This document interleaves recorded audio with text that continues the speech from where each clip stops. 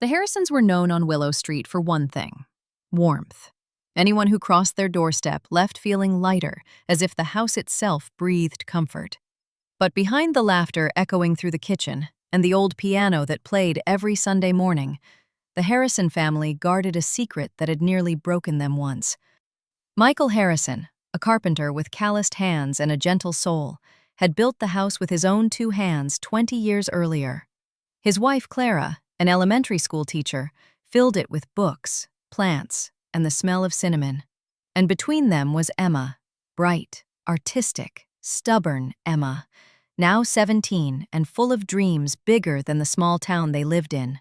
Life was good, until the night everything changed. It was a Friday evening when Clara found an envelope slipped under the front door. No stamp, no name, just 4 words written in hurried ink.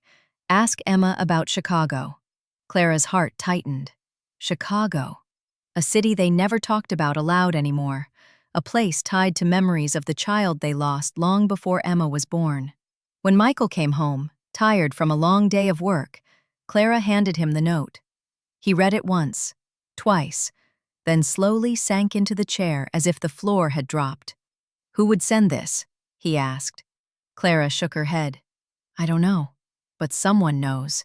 They said nothing else, but both knew the truth they had kept hidden from Emma for 17 years.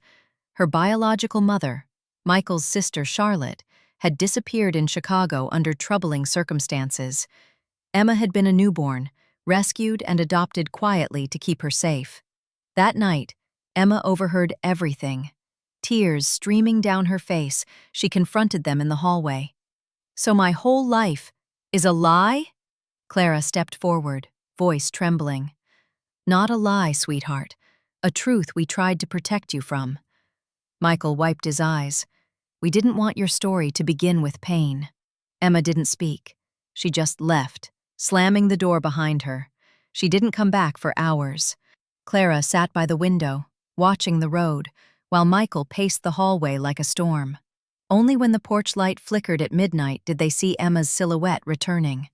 She walked inside quietly, her face calm but changed. "I'm still angry," she whispered, "but I also understand.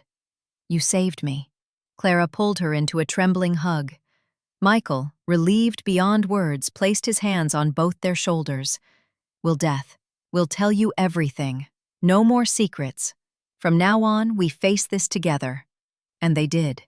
They spent the night telling Emma the whole truth, the painful parts, the hopeful parts, and the parts that still had no answers.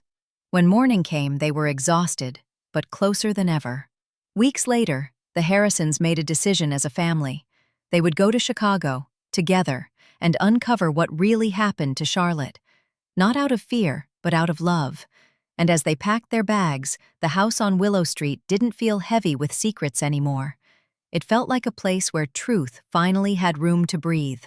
A place where a family chose to stay together, no matter what the past held.